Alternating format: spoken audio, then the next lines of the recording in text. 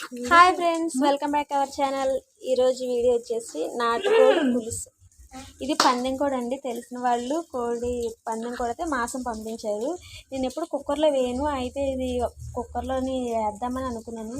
నాటుకోడి అంటే గట్టిగా ఉంటేనే బాగుంటుంది కదా, మరీ మెత్తగా అయిపోతే ఏం బాగుంటుంది. అందుకని సరే టేస్ట్ చేద్దామని చెప్పేసి కుక్కర్లో అయితే వేసేసాను. అందులో పసుపు, కారం, ఉప్పు, అల్లం వెల్లుల్లిపాయ పేస్ట్ అది వేసాను. వేసి ఒక గ్లాస్ వాటర్ అయితే వేసాను. సరే ఈ గ్లాస్ వాటర్ వేసాను. చికెన్ వచ్చేసి హాఫ్ కేజీకి తక్కువ, పావు కేజీకి ఎక్కువ అనమాట, ఎక్కువైతే కాదు.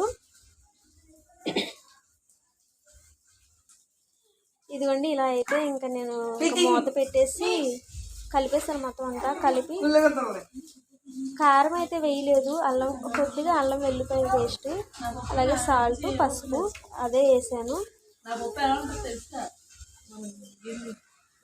ఇంకా మూత పెట్టేసి స్టవ్ మీద పెట్టేసాను. ఎక్కువ విజిల్ రానివ్వలేదు, ఎందుకంటే బాగా కుక్ అయిపోతే మెత్తగా అయిపోతుంది, బాగోదు కదా. నాటుకోళ్ళనే ఉండాలి, అందుకని చెప్పేసి తక్కువ ఒక 2 విజిల్లు వచ్చేసరికి నేను ఆపేసాను. ఎక్కువైతే నేను ఉంచలేదు. ఇంకా తర్వాత ఇంక నెక్స్ట్ ప్రొసీజర్, ఇంకా అది మనం చికెన్ ఎలా వండుకుంటామో ఆ ప్రొసీజర్లో అయితే వండేసాను.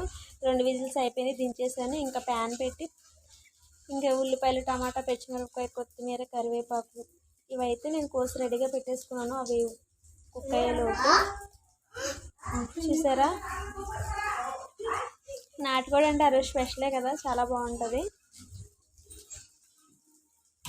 ప్యాన్ హీట్ అయిన తర్వాత ఆయిల్ వేసి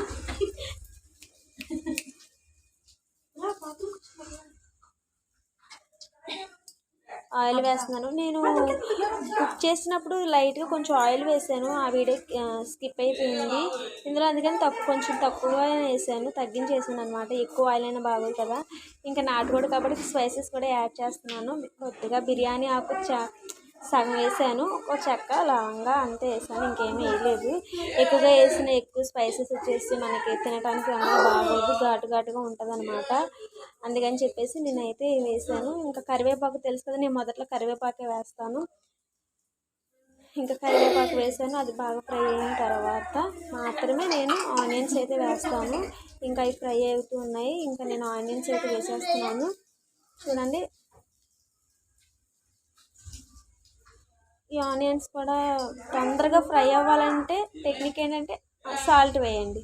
సాల్ట్ వేస్తే ఏంటంటే ఆనియన్స్లో ఉన్న వాటర్ మొత్తం బయటకు వచ్చేసి తొందరగా ఫ్రై అవుతుంది అనమాట. నేను కొంచెం పసుపు కూడా యాడ్ చేశాను.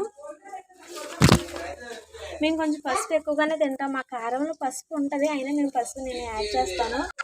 ఇంకా పసుపు యాడ్ చేస్తే చూసారా, టమాటాలు కూడా వేసేసాను నేను. టమాటాలు వేసిన తర్వాత ఇప్పుడు పచ్చిమిరపకాయలు అయితే నేను యాడ్ చేస్తున్నాను. పచ్చిమిరపకాయలు ముందే వేస్తే ఏంటంటే అవి మెత్తగా అయిపోతాయి అన్నమాట. ఇది వచ్చేసి మసాలా.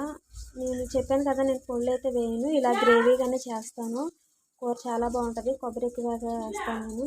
నా కర్రీస్లో అన్నింటిలో కొబ్బరి ఎక్కువగానే ఉంటుంది.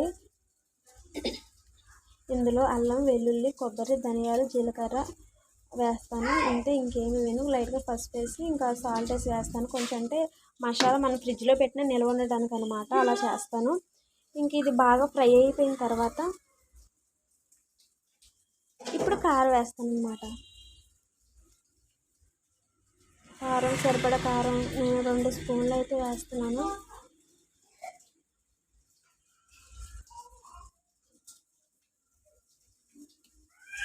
ఇప్పుడు ఈ కారం కూడా బాగా ఫ్రై అయిపోయి పైకి ఆయిల్ పైకి తేరిన తర్వాత మనం ఉడికించుకున్నాం కదా చికెను, అలాగే వాటర్ కూడా ఉంది, ఆ చికెన్ వాటర్ మొత్తం ఒకేసారి వేసేయండి.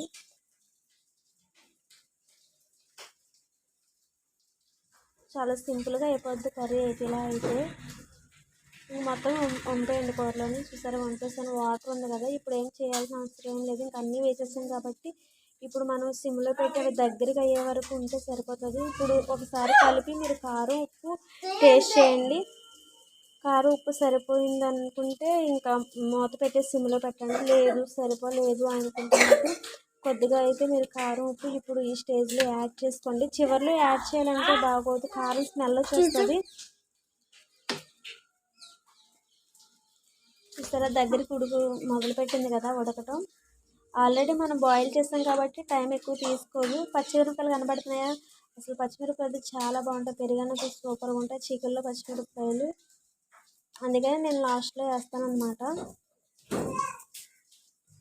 ఇంకా మూత పెట్టేసి ఇంకా అలాగా కుక్ అవ్వనివ్వండి.